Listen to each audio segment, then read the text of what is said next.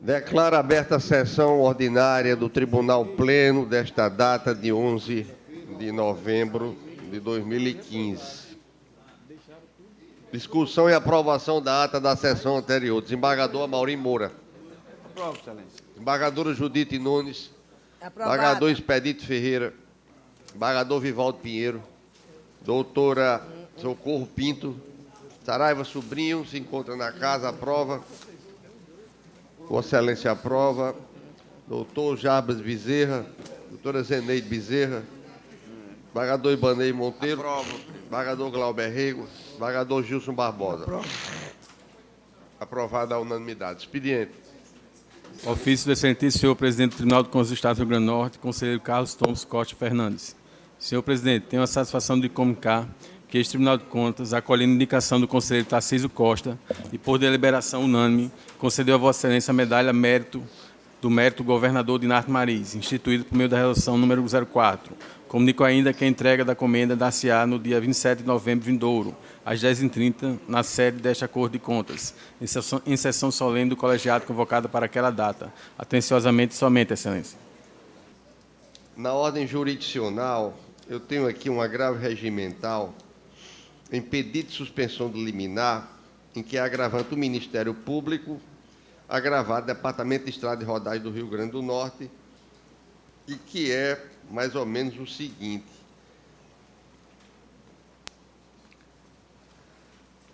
Esse presidente deferiu um pedido do DER, suspendendo a decisão da Lavra do Juiz de Direito da Comarca São José do Campestre, nos atos de ação civil pública, que determinou a recomposição emergencial do revestimento da pista, recapeamento asfalto, delimitação de seu acostamento e medidas necessárias para a fiscalização de animais na margem da rodovia BR-RN 93, no prazo máximo de 120 dias, dando-lhe imediato início dos trabalhos.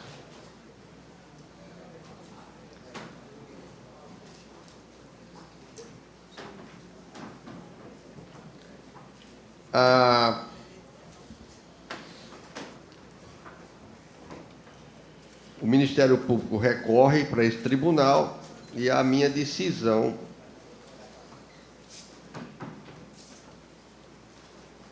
foi baseada no seguinte. O DDR informa que o serviço determinado pela ordem judicial é da ordem de R$ 2.536.000. E o orçamento anual para todo o Estado daquele órgão é de R$ 6.500.000. Grande parte já gastos. E o restante com dificuldade de ser gasto e ser efetivado por conta da falta de dinheiro do Estado.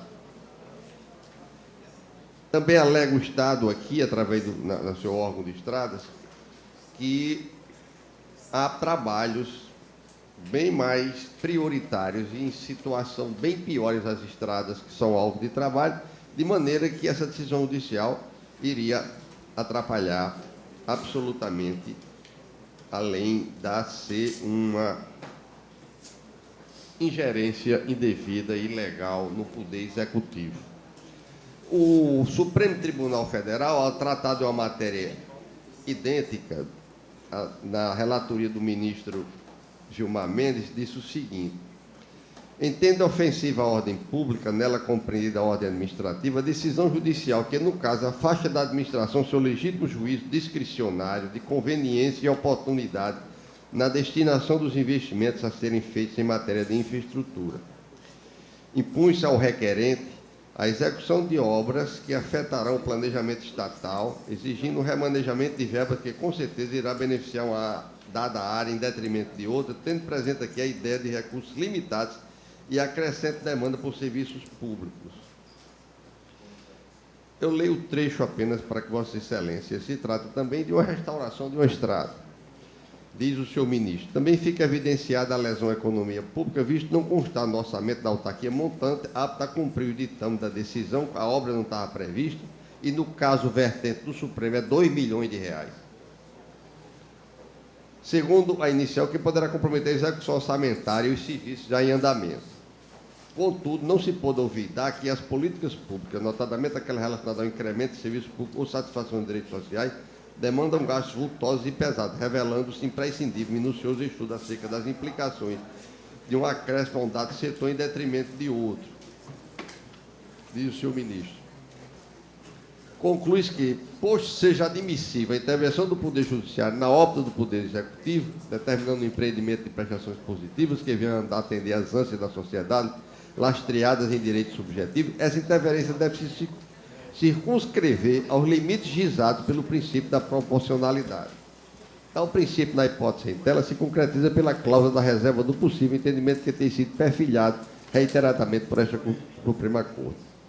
É de concluir-se que, a despeito da razoabilidade, em princípio, a determinação judicial no sentido de implementação de atos que visam a recuperação da malha viária, não parece possível a extensão demasiadamente da ordem. O aporte de mais de 2 milhões, no caso, é paradigmático. Montante que vem sendo aplicado na recuperação e manutenção de outros trechos, por este enfoque, o valor demandado ultrapassaria as previsões de despesa da autarquia. Mostra-se presente a violação à economia pública na medida em que o impuxo ao requerente dispêndio com o qual não está habilitado a arcar, de maneiras que eu estou mantendo a decisão da presidência e estou negando provimento ao recurso do Ministério Público. Desembargador Amaury Moura. Desembargadora Judite Nunes. Desembargador Pedito Ferreira. Desembargador Vival Tiro. Desembargador Saraiva Sobrinho. Eu compõe o movimento pela fundamentação trazida por Vossa Excelência. Doutora Socorro Pinto. Doutor Jabas Bezerra. Doutora Zeneide, doutor Ibanez, desembargador Glauber, desembargador Gilson. Na ordem jurisdicional, extrapauta do tribunal, nós temos o processo... Senhor presidente, pela ordem, Vossa Excelência, leitura de acordo por Lu, eu tenho um aqui para... É porque aqui não consta nenhum anotado, mas Vossa Excelência tem a palavra. Pronto, é o agravo regimental em mandado de segurança, número 2015-15549, disto 7, agravante. Manassés Cristiano Rocha da Silva, advogado doutor João Paulo dos Santos Melo, agravados, governador do Estado, controlador-geral do Estado e secretário estadual da Administração e dos Recursos Humanos do Estado do Rio Grande do Norte. E o acordo tem a seguinte redação. Acordo dos desembargadores que integram o Tribunal Pleno deste egrégio Tribunal de Justiça, por maioria, vencido o relator, desembargador Ibanez, em conhecer e dar provimento ao presente agravo regimental nos termos do voto divergente do desembargador Glauber Rego, parte integrante deste. Este é o acordo, senhor presidente.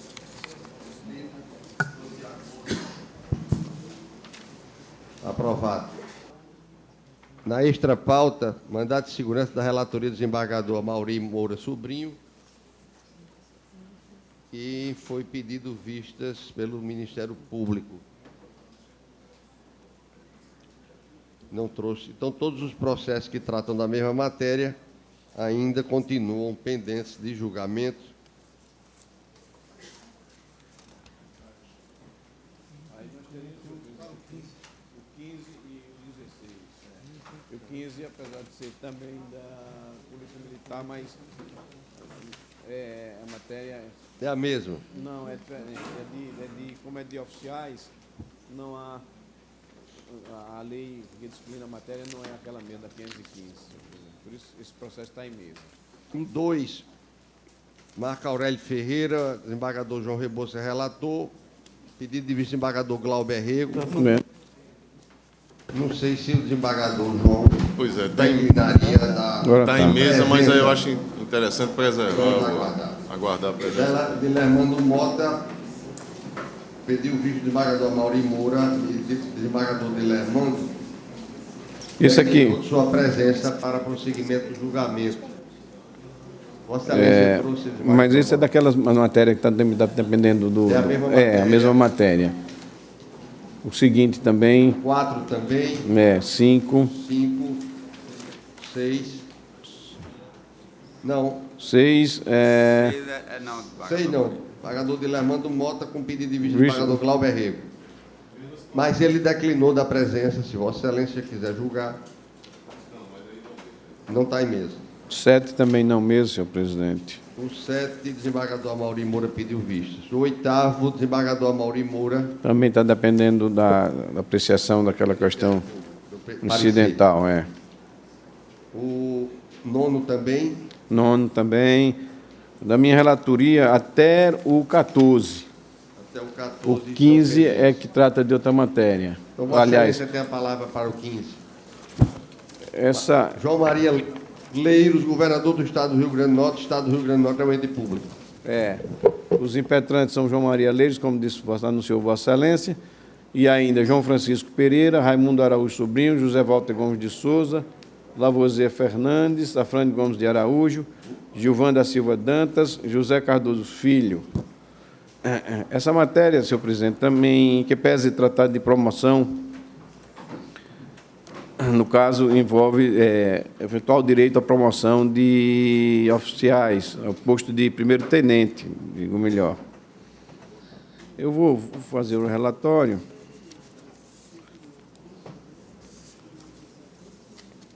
Do João Maria Leiros e outros, por seu advogado, impetram o presente mandato de segurança com pedido liminar contra o governo do Estado pelos fundamentos seguintes. Os impetrantes afirmam que são segundo-tenente do quadro de oficiais da Polícia Militar do Estado do Rio Grande do Norte e que atualmente cumprem os requisitos legais atendentes à Lei Estadual 4.533, de 18 de 12 de 75. Portanto, aqui não se exige qualquer discussão quanto à Lei 515, nem ao Decreto, naturalmente, 7.077. Por antiguidade ao posto de primeiro-tenente da Polícia Militar do Estado do Rio Grande do Norte. Alegam que no dia 11 de 12 de 2010 estou publicado no Diário Oficial do Estado, transcrito em boletim geral, a redução do interstício para a promoção ao primeiro-tenente, bem como a promoção a este posto de oficiais mais antigos do quadro da Polícia Militar, o que gerou uma expectativa em relação aos demais oficiais na ordem de classificação, bem como no dia 28 de março de 2011 foi publicado também no Diário Oficial a ata de conclusão do curso de habilitação de oficiais da Polícia Militar, em que consta a classificação dos impetrantes. Informo ainda que no dia 8 de 6 de 2015 foi publicado no BG 103 o limite quantitativo para a promoção ao posto de primeiro-tenente, constando os impetrantes como hábeis à promoção, esses que já possuem quase o triplo do interstício para serem promovidos, que é 2 anos. Contudo, há 12 que na referida data não foram promovidos, nem tampouco na última promoção ocorrida em 21 de abril de 2015, sob a alegação de que as respectivas promoções representariam gasto para o governo do Estado, que supostamente estaria no limite prudencial previsto na Lei de Responsabilidade Fiscal. Defendo, entretanto, que já possuem interstício, a saber, 2 anos para a promoção de segundo para primeiro-tenente em dobro, inclusive já alcançando o triplo do requerido para a promoção a esse posto, de modo que não justifica a administração falar em vagas, até porque os militares impetrantes devem ter uma expectativa mínima para a promoção, o que motivou, inclusive, o legislador, na Lei Complementar Estadual 515, a estabelecer que os praças que cumprissem o dobro do interstício deveriam ser promovidos no excedente, e bem ainda que as últimas promoções não prestigiaram os oficiais militares do quadro administrativo, como são os impetrantes.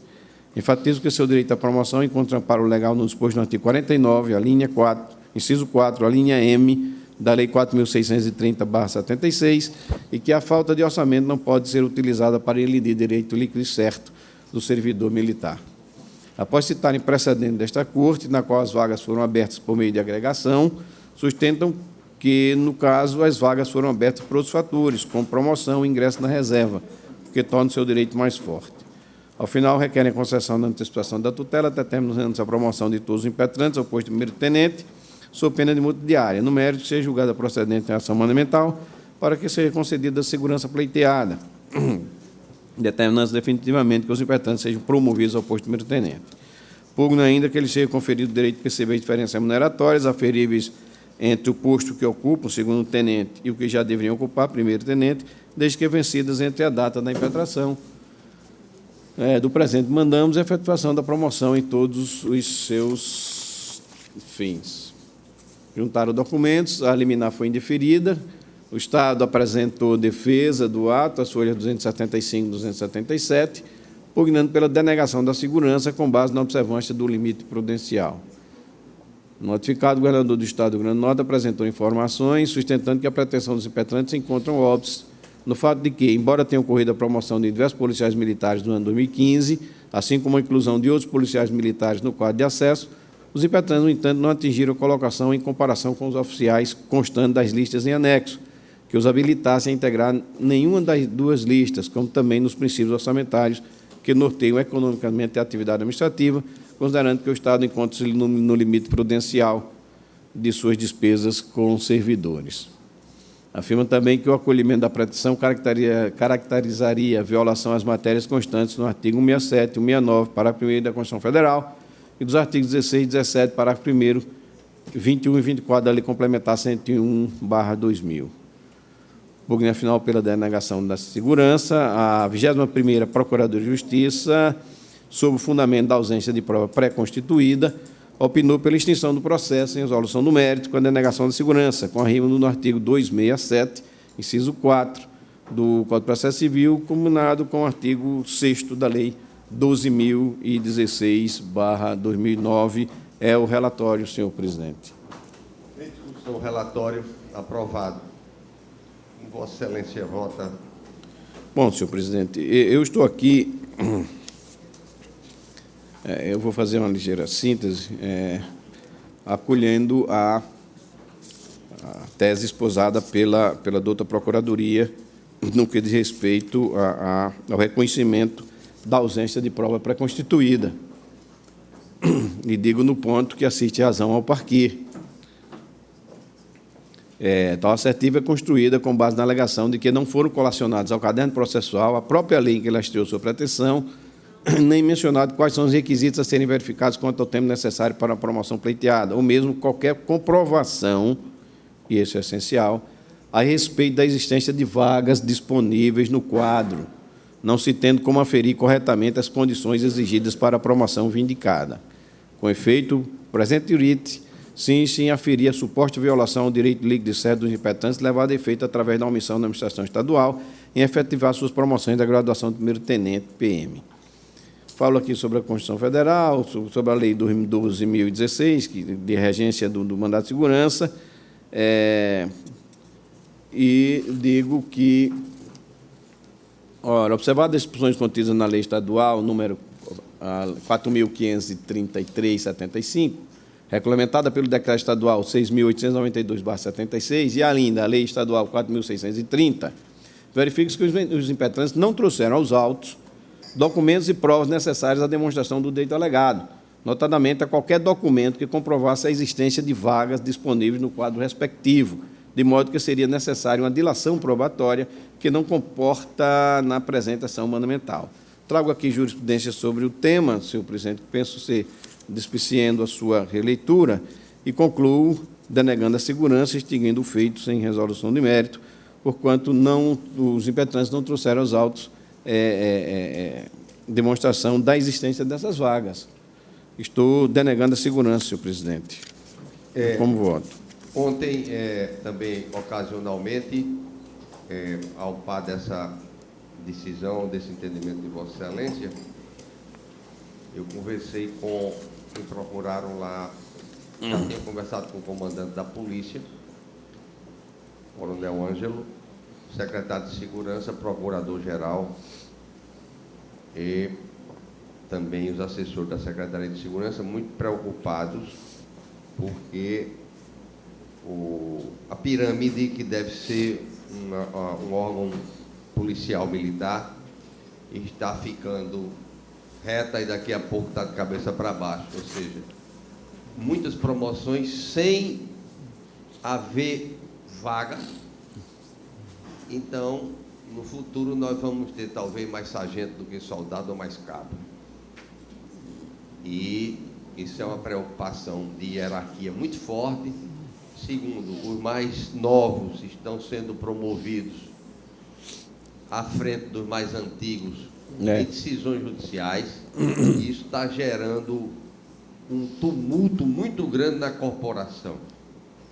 Eu externei meu ponto de vista no sentido de que essas questões não estão sendo bem trazidas aos processos. É verdade. Pelos advogados públicos, devo registrar. E nós, julgadores, ficamos numa situação realmente à mercê das informações que estão no processo. Então, nós temos aí 100 vagas de capitão, por exemplo, que já deve ter 130 ou 150. E as atribuições são diferentes. A hierarquia é um aspecto importantíssimo na corporação policial, militar e na militar.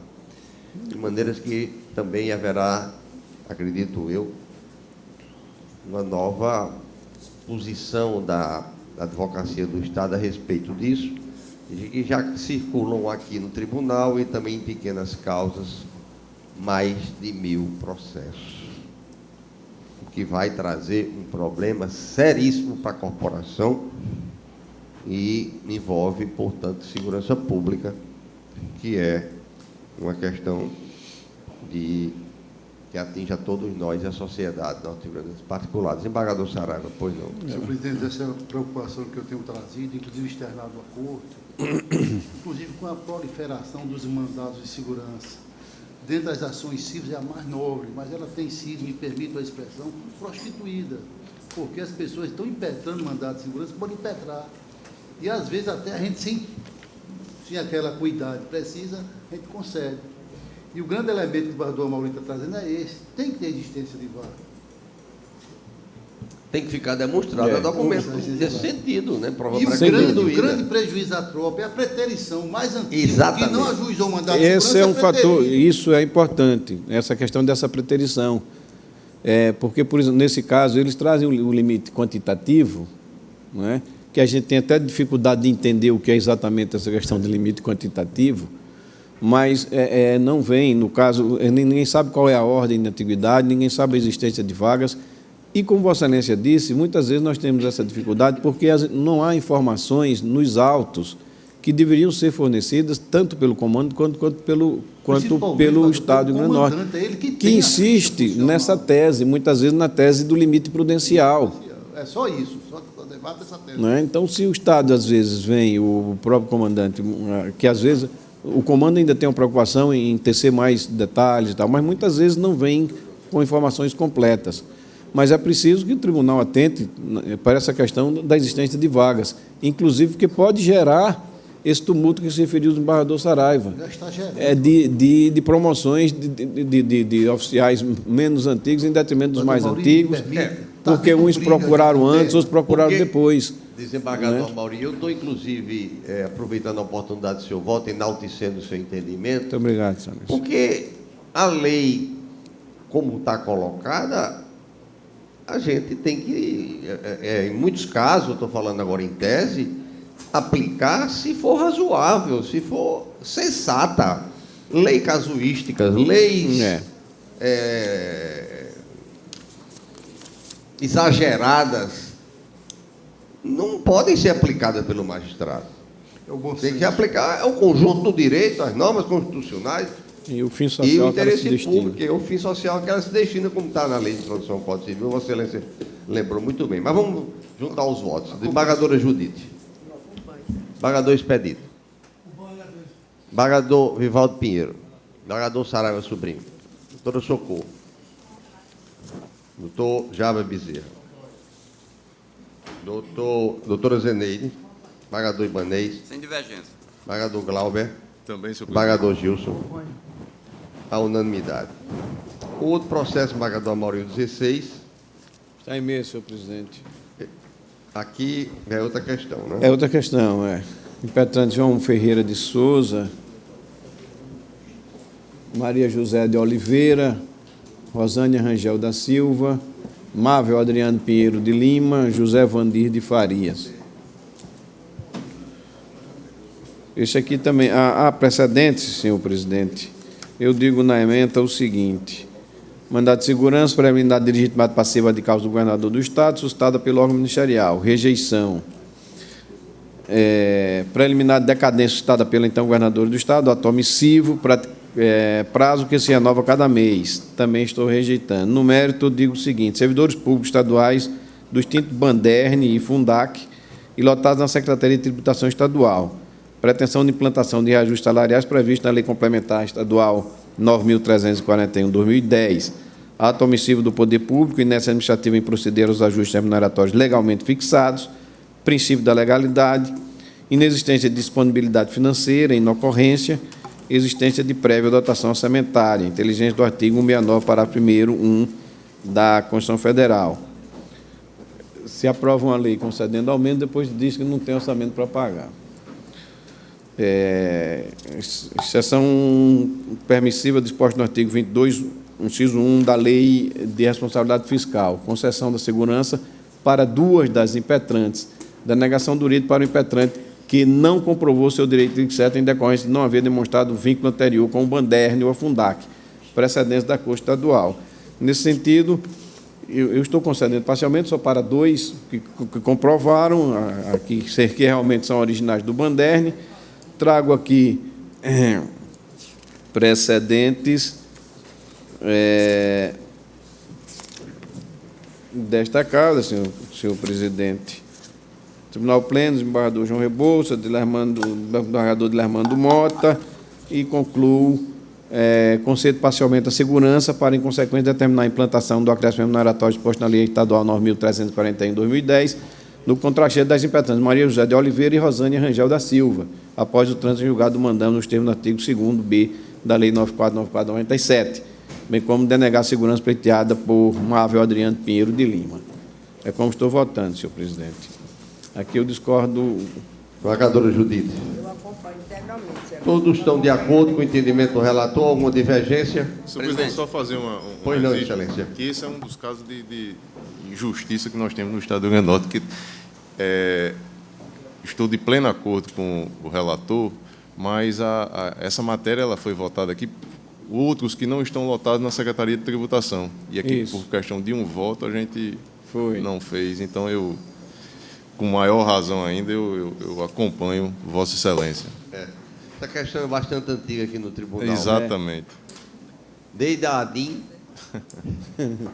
Presidente, eu só não concordo com o relator na preliminar de ilegitimidade do governador do Estado.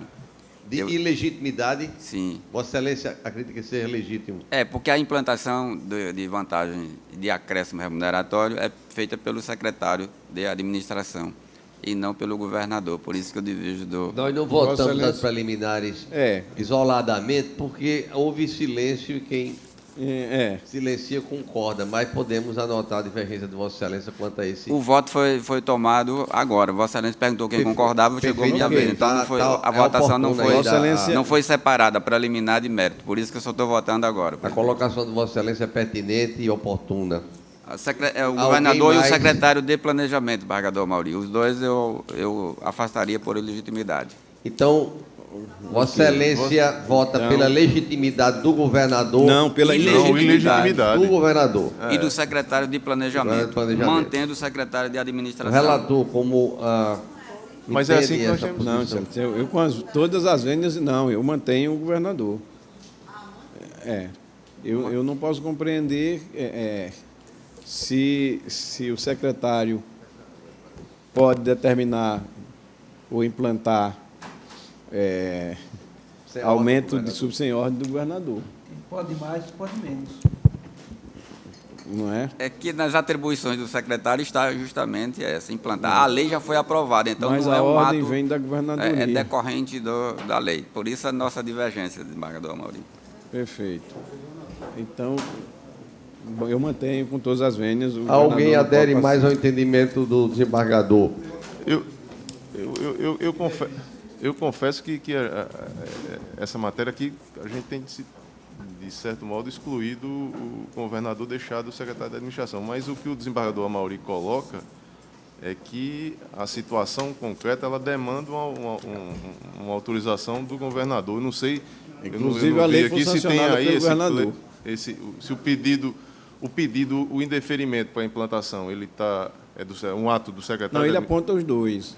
Mas tem esse ato? Não, apenas não foi implantado, é omissivo. Não foi o ato. é omissivo o ato. O governador diz não há orçamento para isso. O secretário, evidentemente, não vai pagar. Como eu disse, eu não posso imaginar como é que o secretário determina o pagamento contra a ordem do governador. É porque Se ele tem autoridade para isso. A lei é sancionada pelo governador. Exatamente. Então a ordem Inclusive já estaria. de iniciativa do executivo. A ordem para pagar já já está tá- na já lei. O secretário A ordem é a lei. Hein? E a lei não é o governador. Que, sem autorização Do governador. Perfeitamente. O governador só fez sancionar a lei, é para alguém cumprir. É. Não é ato dele. É ato do subordinado, que é em cumprimento da lei, sancionada pelo governador, vai. Bom, na posição de Banês tem Banês e Saraiva. Eu vou pedir vênia ao o nosso decano aqui, mas vou também acompanhar o desembargador Ibanez, invocando os precedentes. A gente tem... Tem precedente de tudo. Tem. Mas a gente tem Essa instruído. coerência aqui está difícil de ser obtida. Estou de acordo. Realmente a questão de legitimidade ativa e a passiva em mandado de segurança sempre são questões bastante bem divergentes, bem tumultuosas. controvertidas aqui na corte. É verdade. Tumultuosas, né? Aí Sem dúvida. a doutrina entende que na legitimidade passiva é quem tem realmente poderes para Praticar ato. ou desfazer o Omissão, ato. Omissivo ou comissivo, né? Quem É. tem poder para o ato. Bom, a divergência nas preliminares do desembargador Glauber, desembargador Ibanez, desembargador Saraiva. Votado no eu mérito à unanimidade. Ok. Então, eu anoto. Pela ordem, Ah, Saraiva, tiver- Ibanez e Glauber. Então, só Desembargador aqui, Amauri. Desembargador Expedito. Só 17 preliminar. da vossa relatoria. Não está em Não é? mesa nem o 18. Só o 19, excelência. 19, Vossa Excelência tem a palavra. Só eu acho Secretário de que Tributação. a emenda resolve. Só não. Deixa eu ver aqui. Pois não. E Associação Brasileira de Hotéis do Rio Grande do Norte. inspeção nesse processo. Impetrado 19. secretário de Tributação do Inspeção Estado da do Rio Grande do Norte. desembargadora Zeneide.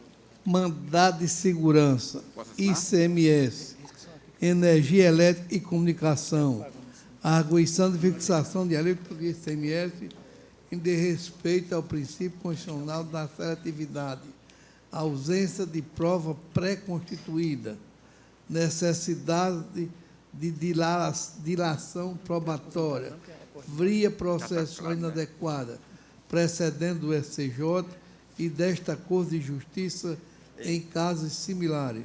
Delegação da Segurança em consonância com o parecer da 8ª Procuradoria de Justiça.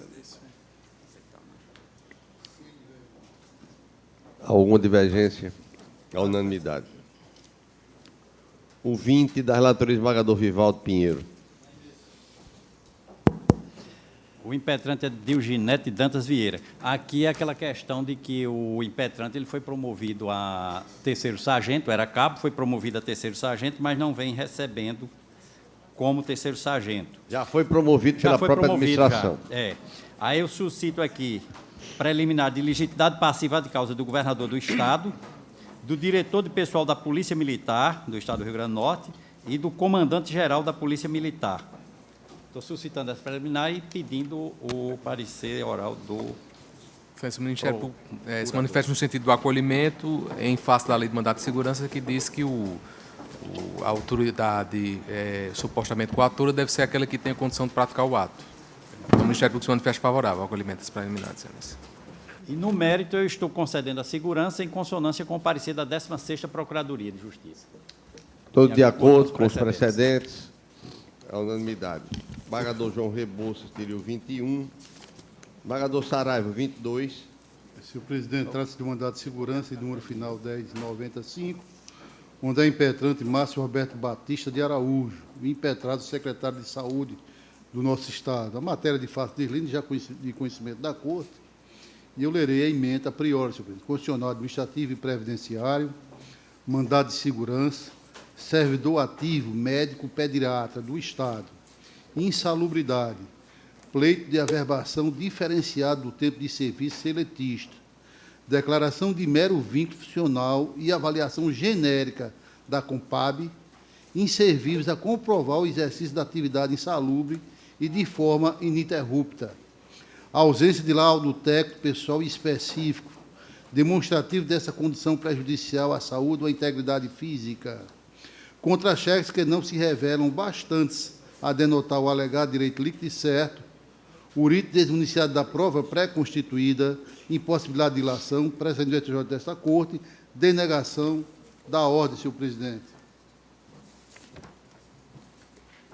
Todos acompanham alguma divergência?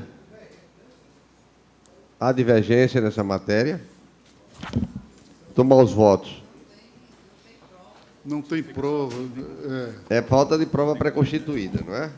Não se está enfrentando o mérito, não é A isso? prova é limitada aos contra-cheques. Sim, é a questão da Salubridade. insalubridade. É verdade. A gratificação vinha sendo paga, excelência?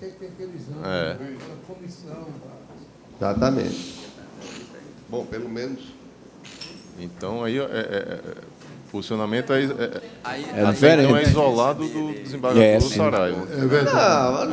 Na realidade, a situação aqui veio, andou para lá, andou para cá, porque, na realidade, a gente sabe que o governo concedeu aumento com essa parcela de insalubridade, não é? Para que não leve para aposentadoria, para que não estenda aos outros servidores. Houvesse isso na época, né? Mas Esta é a verdade. alguns aqui entendiam isso como presunção de veracidade. E a matéria merece bastante reflexão da Corte. Doutora Socorro, acompanhe o relator. Doutor Jaba Bezerra. Doutora Zeneide. Exatamente. Doutor Ibanez.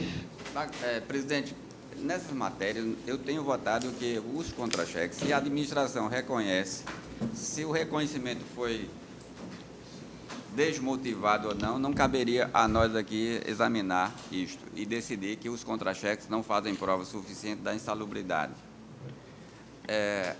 Talvez a necessidade fosse de examinar. Os contra-cheques provam todo o período, porque às vezes o contra-cheque é apresentado do período recente. Então, eu examino cada caso. Eu não posso defender apenas um ponto de vista de que o contra-cheque, em regra geral, faz prova pré-constituída da insalubridade. Se esse contra-cheque for desde o período em que ele quer computar o tempo, aí sim eu tenho a prova disso, porque eu estou trabalhando com a prova baseada em presunção. E para essa presunção é preciso que o contra-cheque seja contemporâneo ao período que ele quer computar como insalubre. Se for, eu voto pela concessão da segurança. Há outra questão, desembargador Ibanez, que se refere à gradação da insalubridade, que o contra-cheque não prova. Prova, porque já diz a gratificação, já tem um percentual, já corresponde ao percentual. Que nós não temos legislação no Rio Grande do Norte, se remete à Lei Geral da Previdência Social, me parece que é o artigo 77, que disciplina, inclusive, a gradação. Porque nem todos trabalham com produtos químicos, manuseando, que seria a insalubridade mais gritante. Aí seria periculosidade. Aí tem os percentuais. Mas não é o caso, não. Mas, presidente, quando o governo concede, a administração concede a gratificação de insalubridade, já diz o percentual que é, em grau médio, mínimo ou máximo. E a gratificação já é paga baseada nesse pessoal reconhecimento. da saúde, por exemplo, para médico foi um só. Certo, então porque naturalmente a administração reconheceu o grau médio para eles. Há uma comissão, inclusive, para isso. Comissão. Então, para que eu vote pela concessão ou pela denegação da segurança, eu preciso da informação. Se os contra-cheques são contemporâneos. Se os contra-cheques forem apenas recentes, Saraiva, todo o tempo os eu contra-cheques voto pela ausência de prova. Vem recebendo regularmente. Mas, peço não que eu vou entrar de licença médica e não posso pedir vista. Como Vossa Excelência vota? Eu voto a depender da informação do... Não, contemporâneos, são contemporâneos ou só atuais? Essa é a diferença que eu preciso para votar. E eu também. Contra-cheque, todos os contra-cheques. Eu também preciso. Mas são contemporâneos. A data do contra-cheque, desembargador Saraiva, ele quer computar o tempo de serviço. Todo o período requerido ele comprova no contra-cheque. Então eu voto pela concessão da segurança. Todo contra-cheque. Peraí, vamos pela ordem. Desembargador Glauber. Eu também, senhor presidente. Essa matéria está pacificada aqui. A única divergência que há no pleno é do desembargador Saraiva. Essa discussão já foi não, mas aí não voltou mais, não. Ela ficou pacificada. Não. Pacificada no sentido de que, havendo prova do recebimento da insalubridade... Sim, mas o resultado foi o mesmo. Havendo prova do recebimento da insalubridade, tem-se que... Mas não é o bastante, é um contra-cheque. Mas um plus lançado ali. Mas esse posicionamento de Vossa Excelência foi vencido. Então, eu, pedindo vênia a Vossa Excelência, e caberia ao Estado, coisa tão simples, se não tem o trabalho insalubre, deixe de pagar, traga aos autos um laudo pericial, porque revogue se pagou, era obrigação dele, do Estado, à época, fazer. Se paga por conta de um aumento de remuneração de forma errônea, isso é até grave. Sem dúvida. Isso é até grave, mas isso não faz parte dos autos. Mandado de segurança, mas no mandado de segurança, exatamente, a prova é pré-constituída e ela existe. Ela existe a prova de que ele recebe insalubridade durante todo o período trabalhado. Então, pedindo vênia a Vossa Excelência, eu acompanho o desembargador Ibanez, agora também a desembargadora Maria Zeneide, e concedo a ordem, senhor presidente. Desembargador Gilson. Também concedo no mesmos termos, desembargador Ibanez. Desembargador Maurimura. Também, senhor presidente, não vou renovar aqui essa discussão, porque já foi exaurida, me parece aqui, quanto a essa questão, que a Corte já assentou o entendimento. É claro que poderá modificar, mas de que os contra-cheques são suficientes, sim, desde que provado durante todo o lapso temporal. Não é somente um, nem dois, nem três contra-cheques, e vão provar em geral o direito líquido e certo ao impetrante quanto ao que pleiteia. Mas, sim, durante todo esse lapso ele comprova. A questão não se tem notícia de que essa lei tenha sido revogada, não se tem notícia de que essa parcela deixou de ser paga porque era indevida, nem se tem notícia de que se apurou a responsabilidade de quem vem pagando essa parcela indevidamente. Agora, o servidor, o médico, ao longo de toda a sua vida profissional, vem percebendo uma gratificação de salubridade, porque naturalmente exerce, e há no Estado, inclusive, uma comissão para isso. Mas não há, e aí nós voltamos àquela história, nos autos, demonstração de que essa gratificação foi paga indevidamente, que aí teria que se até pensar em devolução, eventual devolução, se a lei foi revogada, que não há. O que se tem é o seguinte, e o que se presume, embora seja presunção juris tantum, é que se ele percebe ao longo de toda a sua existência profissional, não foi um mês nem 2 meses, não, são 15 anos, 10 anos, 12 anos, 20 anos. Essa gratificação nunca foi retirada, nunca foi iniciativa, nem mesmo agora, depois dessa avalanche de mandado de segurança que nós temos concedido aqui. Não há iniciativa, pelo menos das autoridades competentes, no sentido de mandar reavaliar isso, de apurar, tomar alguma providência em relação a isso. Essa é a grande questão.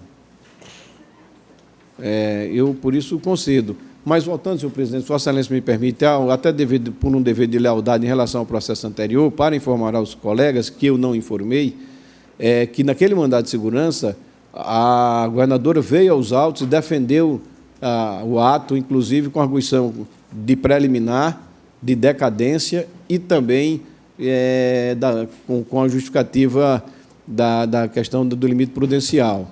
Então, poderia ser até o caso, que eu não disse no meu voto, até da teoria da aplicação da teoria da encampação. Neste caso, apenas para chamar a atenção dos colegas quanto a este ponto. Eu peço permissão, senhor presidente, com essa informação agora, para modificar o meu voto aí e acompanhar o relator de forma integral. Também retiro a voto preliminar, porque se a governadora compareceu... Compareceu, Excelência, e assina, inclusive, informações de próprio punho, naturalmente. Então, as preliminares vão à unanimidade agora, com essa informação adicional. Ok. Com retificação.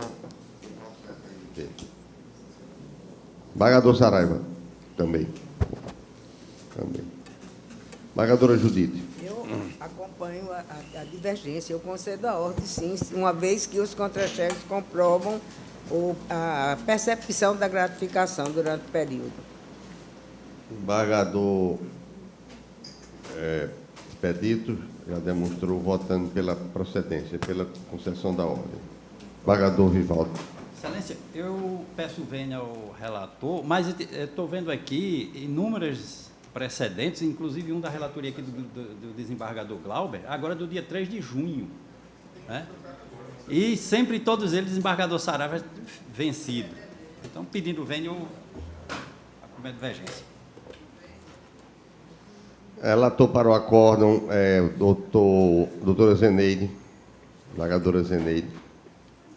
O primeiro voto divergente. Acompanhou Vossa Excelência e Java também acompanhou Vossa Excelência. Na sequência, desembargador Ibanez tem o 23. Deferido. Senhor presidente, esse processo refere-se à promoção das praças militares, mas poderia-se aguardar a decisão do incidente de inconstitucionalidade suscitado pelo desembargador Amaury, sendo que minha argumentação, o fundamento que eu apresento no voto, que está disponível às Vossas Excelências, aborda a questão da prova e poderíamos decidir, independentemente a meu ver, independentemente da decisão sobre o incidente, desembargador Amaury. Inclusive, aqui na ementa, eu faço as duas fundamentações. Eu digo que há essa questão da lei, do parágrafo 2º do artigo 29 da Lei 515, e acrescento, ainda que afastada a incidência do parágrafo 2º do artigo 29 da Lei Complementar Estadual 515 de 2014, em relação às praças que preencheram os requisitos previstos na legislação anterior, não há a comprovação da existência de vaga, ausência de ato ilegal e direito lícito e certo à denegação. E o interessante neste processo aqui, como a promoção dele, como ele requer a promoção aqui, é que a documentação por ele apresentada e que ele pretende a promoção de ofício, portanto, independentemente de vaga, é baseado na 515, ele junta o comprovante de que existem 30 vagas disponíveis e que ele está na colocação 67. Então, não tem vaga para ele. Olha, no caso em exame, os documentos colacionados aos autos comprovam a existência de 36 vagas, a graduação que ele pretende, enquanto que o impetrante se encontra no quadro de acesso à promoção na colocação 67. Então, qualquer que seja o resultado do incidente, desembargador Amaury, quando fôssemos enfrentar o mérito, afastada a aplicação, ele não demonstrou a existência de direito líquido de certa promoção, porque está além das vagas existentes. Então, para ser promovido com base independentemente da existência de vaga, aí entraria a regra da lei nova que estabelece que tem até... Nem ele está na hipótese do artigo 30, né? Nem na hipótese do artigo 30. Não é porque ele tem que ter o prazo em dobro, aquela coisa... Isso, não é? Ok? Então, neste caso, eu imaginei, senhor presidente, considerei que poderia o tribunal julgar esse mandado de segurança antes mesmo... Depende da apreciação do artigo do incidente. Porque, no outro caso, em outras hipóteses, havendo prova da existência de vaga... prova, no caso, a ausência da prova pré-constituída é matéria exatamente processual. Isso. Então, iríamos analisar se seria o caso de aguardar o incidente. Quando houvesse prova de que há vagas, teríamos que aguardar o incidente para dizer se a administração estaria obrigada a cumprir os 3 anos ou não. Sim. Não é? Mas, nesse caso, eu penso que poderíamos votar esse... Não impede, não. Seria melhor, aguardar esse incidente. Mas o incidente não tem repercussão nesse caso. É isso que eu estou dizendo, desembargador Saraiva. Constitucional ou não, ele não está aplicando. Se o tribunal declarar inconstitucional o parágrafo 2º, mesmo assim, no mérito do mandado de segurança, eu mantenho o voto, porque não há prova de que ele está incluído nas vagas existentes. Aqui é o caso de ausência de prova pré-constituída. De que existem as vagas. Aliás, essa linha de pensamento foi o que o desembargador Amaury defendeu nesse voto, nesse processo que julgamos nesta sessão. Esse é o 23, né? É o 23. E, conclusivamente, Vossa Excelência... Denega. Eu denego a segurança. Acompanho o relator, senhor presidente. Todos de acordo? 24 e 25, de vossa relatoria. Aliás, desembargador presidente, todos estes estão nessa situação. Vossa Excelência tem o mesmo entendimento. A diferença aqui é que esse que acabamos de votar é para sargento. E esses agora, a pretensão da promoção é para a graduação de cabo. Em todos eles, não há a prova pré-constituída da existência de vagas que permita a promoção. Inclusive, em algum desses aqui, o que tem prova da existência, da colocação dele um deles está na colocação 1940. Quanto? 1940. Então, não há como...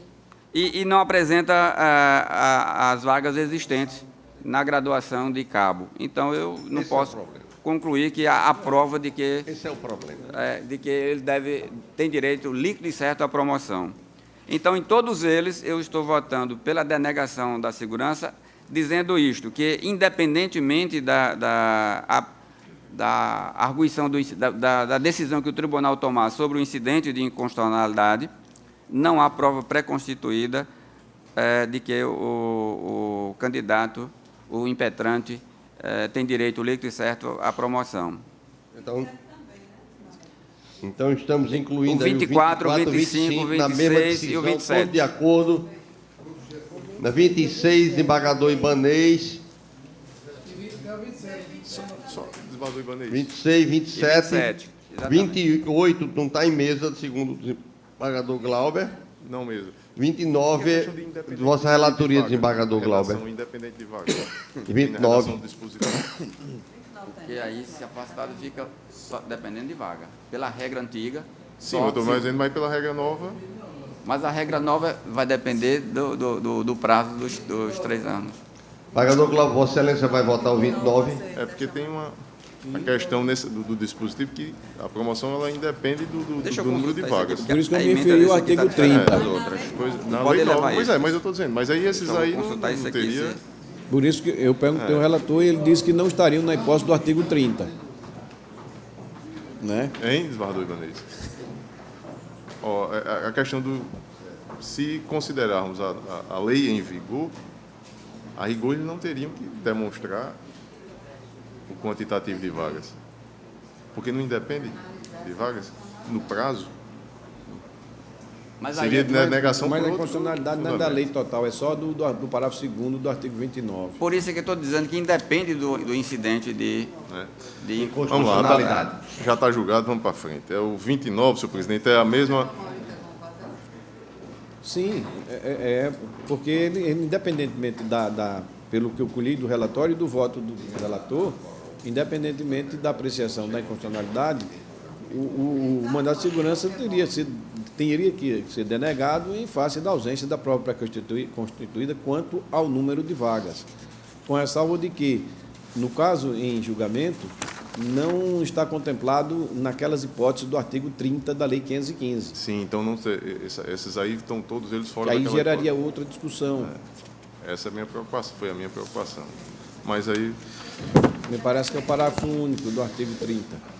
Isso mesmo, desembargador Marinho. Senhor presidente, o 29, mandato de segurança número 2015-4509, distrito 3. Impetrante, Luiz Carlos de Freitas Pinheiro, advogada doutora Júlia Jales de Lira Silva Souto, impetrado secretário de Saúde e Administração do Estado do Rio Grande do Norte. E aqui a matéria que acabamos de votar, em que restou vencido o desembargador Saraiva. Qual é o cargo dela? Dele. É médico e também está pedindo aposentadoria especial. E eu estou concedendo a segurança, senhor presidente. Mas... Sim, é a mesma matéria. Não, eu estou entendendo, mas não tem aquela posição lá de Vivaldo aventou da outra vez, sem a questão dos 5 anos da redução, só o tempo... Não, aqui é especial, senhor presidente. Ela trabalhou tem o período seletista e tem o período estatutário. Então, a aposentadoria especial. Não era aposentadoria normal? Não, é especial aqui. Aqui é assim, eu estou trazendo, inclusive, precedentes aqui, recentes. Desembargador... Deixa-me ver aqui. Sim, mas Dilermando Expedito Ferreira. Expedito Ferreira, julgado agora dia 6 de maio de 2015. E um outro, da relatoria do desembargador João Rebouças, 1º de abril de 2015. Não, a gente vai voltar atrás. Mas assim que tem sido decidido aqui. Não, eu estou dizendo que a gente evoluiu para conceder o tempo de serviço, mas não para aposentadoria especial com 30 anos. Porque aí teria a redução do... Escuta, só para concluir, a redução dos 5 anos do estatuto, certo? E mais a dar aumento do tempo de serviço da CLT prestado antes de ser servidor público. Só se dava um aqui, isso foi a Milka, desembargador Vivaldo, era sempre parcial. O último entendimento que eu me lembre aqui, pacificado, foi esse. Não, isso aí já está ultrapassado. Quando ele pede a contagem do tempo seletista, então é computado para a aposentadoria que ele vai ter normal. E aqui não, aqui é aposentadoria. Exatamente. Aqui é aposentadoria especial. Ele está pedindo. Mas eu estou insistindo nisso. Todo o período trabalhado, os 25 aposentadoria anos, em normal. condição insalubre. Não, é total. Aí, aqui os precedentes aqui, Vossa Excelência permite, eu vou fazer a leitura aqui da ementa.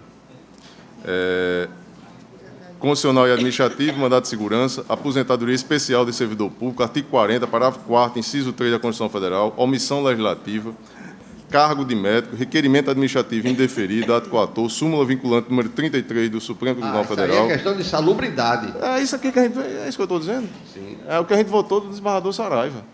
Não, eu estava imaginando que seria tempo de serviço. É daquele da Aí é outra coisa. Aí é outra coisa. Tudo bem, vamos pegar os votos. Da redução que se concedia somente para... Não é? Exatamente. Mas feito É contar, aqui normal. aqui é aposentadoria especial. Concedendo a ordem, em consonância com... Desembargador Amaury Moura. Também, senhor.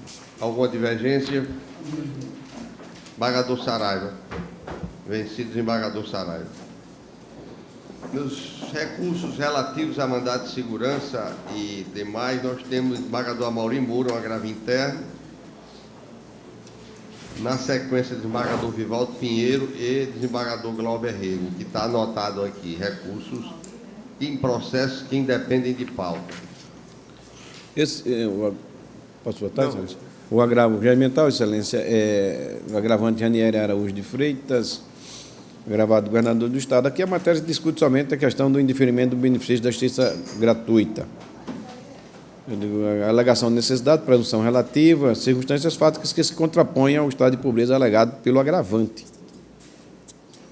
Rendimento de centavos mensais compatíveis com a presunção de miserabilidade exigida pela Lei 1060/50, precedente do STJ desta Corte, recurso conhecido e desprovido. Eu neguei a gratuidade da justiça, ele está agravando regimentalmente, eu estou mantendo. Vossa Excelência está mantendo o entendimento? Mantendo, Excelência, que negou a gratuidade judiciária. Alguma divergência? Desembargador Vivaldo. Agravo regimental e mandato de segurança, agravante Marco Aragão Fontoura, advogado João Paulo dos Santos Melo, agravado governador do Estado. Aqui foi indeferida a liminar e ele agrava dessa decisão. Administrativo e processual civil, agravo regimental e mandado de segurança. Policial militar, ausência de implantação de subsídios, decisão monocrática que indeferiu a liminar pretendida, com base no artigo 7º, parágrafo 2º da Lei 12.016 de 2009, vedação expressa, manutenção do deciso, precedentes jurisprudenciais desta Corte, agravo regimental conhecido e desprovido. Também. Relator. Desembargador Glauber.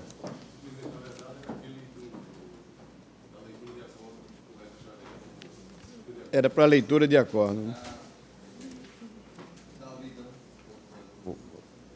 A pauta de processos que independem de pauta e seus recursos. Na pauta anterior, temos embargos infringentes da relatoria da desembargadora Judite Nunes e revisor do desembargador Expedito Ferreira. Posso Por identificar, favor. Excelência? O embargante é Jamésio Antônio Elias Filho, advogado Clevelando Augusto Silva dos Santos, embargado Alexandre de Barros Pinto, advogado Alexandre José Gonçalves Cavalcante. Relatando. Trata-se de recurso de embargos infringentes proposto por Jamésio Antônio Elias Filho, em face do acordo de folhas que, por maioria de votos, deu provimento parcial ao recurso adesivo interposto por Alexandre Barros Pinto, para majorar o valor devido a título de danos morais, do montante de 5 para 15 mil reais, vencida neste tópico a relatora do feito, juíza convocada Welma Maria Ferreira de Menezes, sendo este o único tema que importa ao recurso em subjúdice, por não ter havido divergência em relação aos demais itens enfrentados no julgamento colegiado. as partes litigantes ainda interpuseram embargos aclaratórios rejeitados. Nas razões do recurso infringente, o embargante sustenta inicialmente que sequer teria havido abalo de natureza moral na espécie em exame, não havendo que se falar, assim, em dever de indenizar, trazendo arestos da jurisprudência em defesa da tese de ausência de dano moral, ante a simples conduta de rescisão contratual.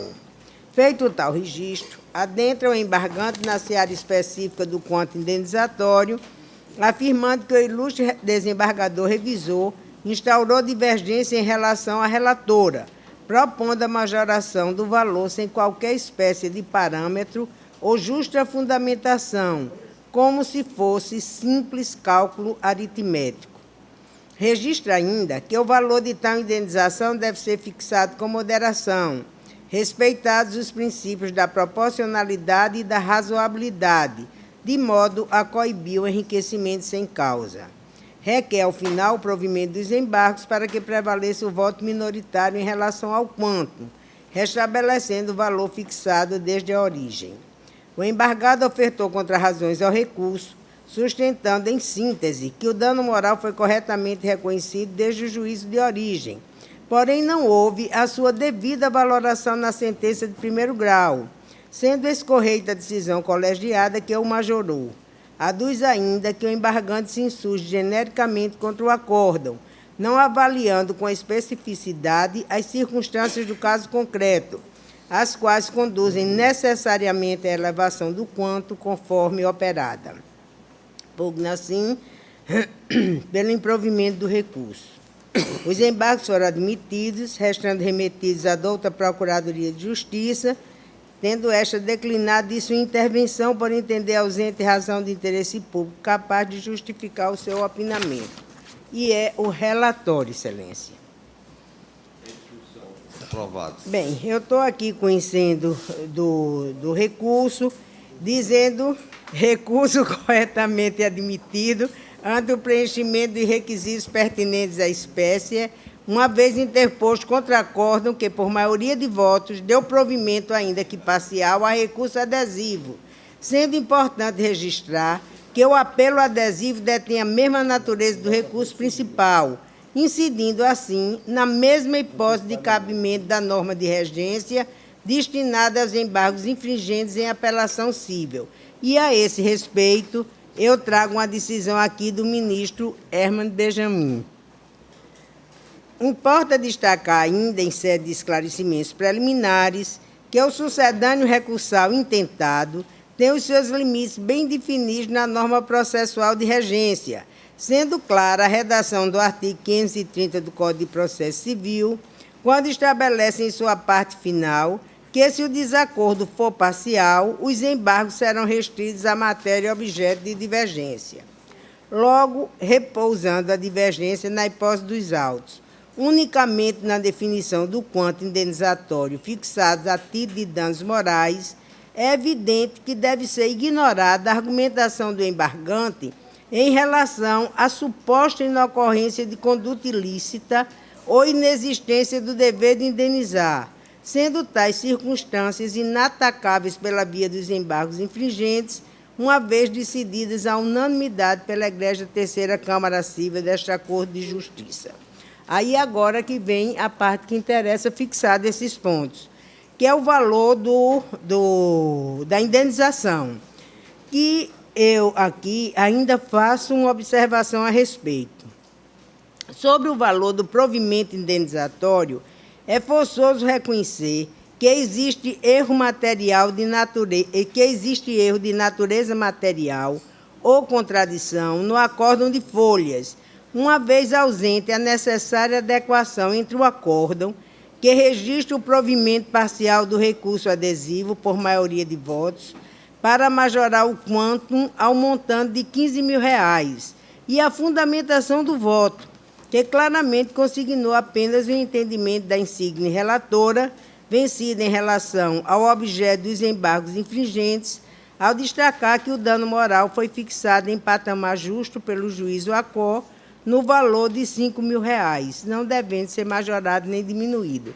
Isso aqui eu acho importante frisar, Excelência, que é para mostrar que a divergência realmente existiu. Bem, as duas partes interpuseram recurso de embargo de declaração, que eu já disse, mas não sustentaram essa contradição ora apontada. E eu estou mantendo os R$15.000, Excelência, considerando que era um problema numa construção, de uma reforma num estabelecimento de colégio, era um colégio, e isso, assim, causa problemas, porque tem problema de início de aulas, e todos esses motivos estão consignados no voto.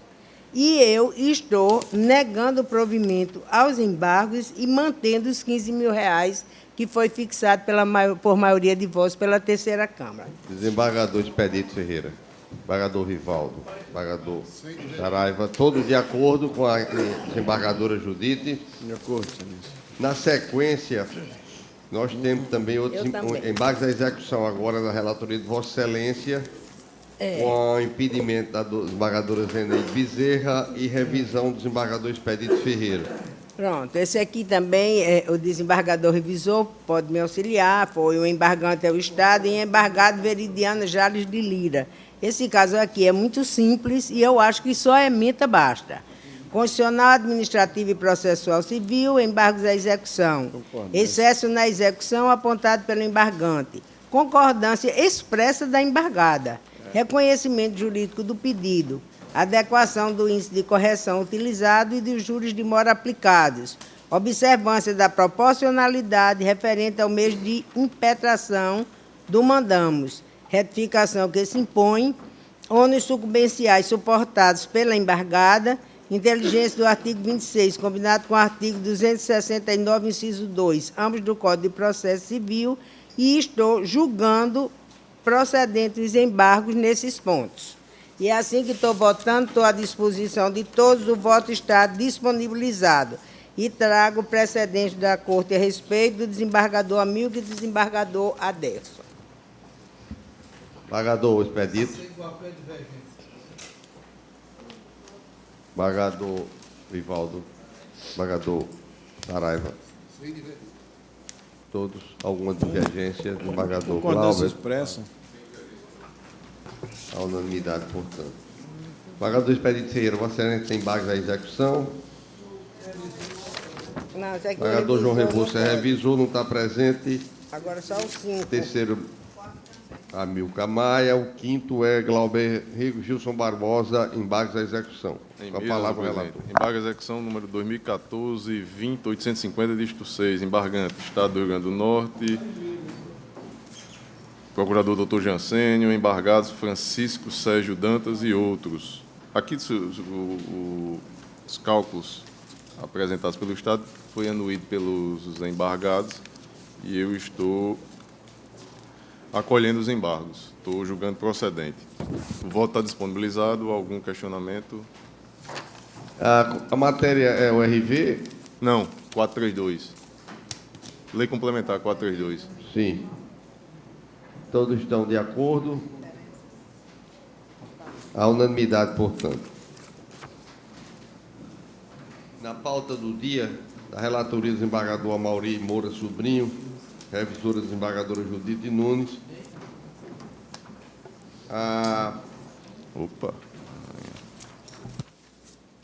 Ação civil originária, município de São Tomé, Estado do Rio Grande do Norte.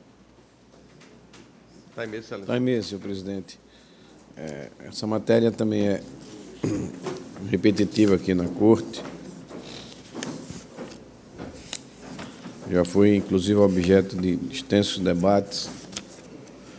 E eu ponho na ementa o seguinte: Constitucional e Processual Civil, Ação Civil Originária, ICMS, repartição constitucional das receitas tributárias, preliminar desconsorte necessário na adequação da via lei suscitada pelo Estado, rejeição, e aqui eu estou invocando precedentes nesse sentido, preliminar de carência de ação por ausência de provas de prescrição e de prescrição, também suscitado pelo Estado, transferência da análise para a fase meritória. O mérito: receitas tributárias, participação dos municípios no produto da arrecadação do ICMS, inteligência do artigo 1584 da Carta Magna, repasse integral ao município de São Tomé das parcelas que eles são devidas do ICMS sem dedução dos incentivos fiscais, aquela história dos 25%,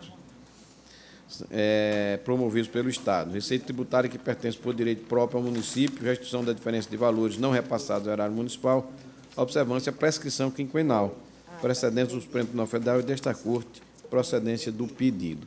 Essa matéria me parece que está voltando agora ao Supremo. E eu confesso até, senhor presidente, numa reflexão não é mais apurada, que tenho alguma ressalva em relação a isso.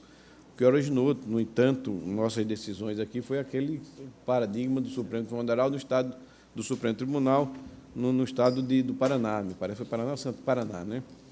Mas que há algumas nuances aí que me parece que eu estou mantendo a orientação da Corte no ponto, mas eu também sempre guardei minhas reservas sempre tem, com essas questões, porque eu acho que a competência é plena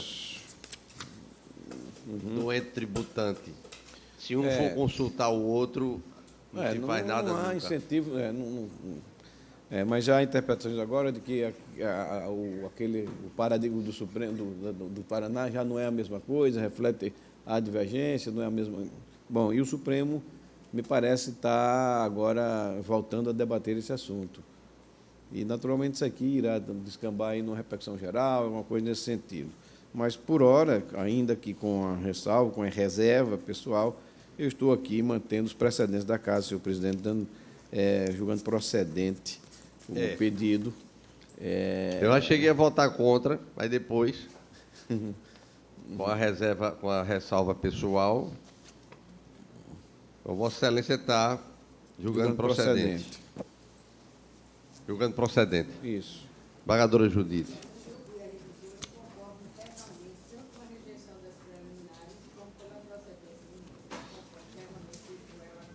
Embargador Expedito Ferreira.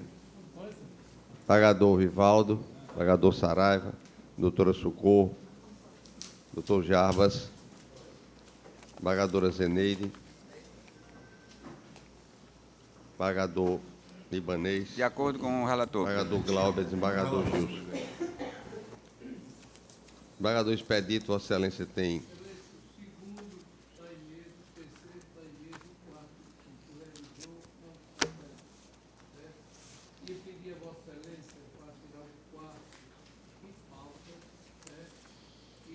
De subsaliente, eu vou averbar suspeição.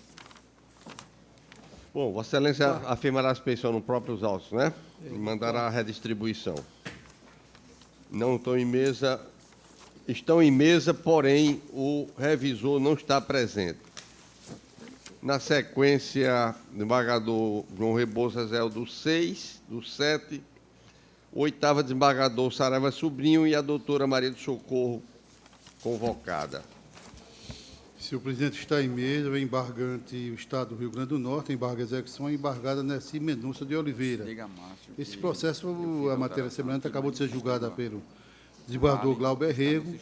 De sorte, senhor presidente, para não repetir toda a argumentação, eu estou também na linha da esteira de Sua Excelência, julgando procedente esse embargo, só resumidamente, onde as partes estavam cobrando 53 mil e alguma coisa, e o Estado impugnou e prevaleceu tão somente 35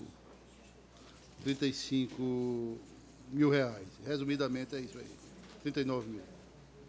Julgando procedente.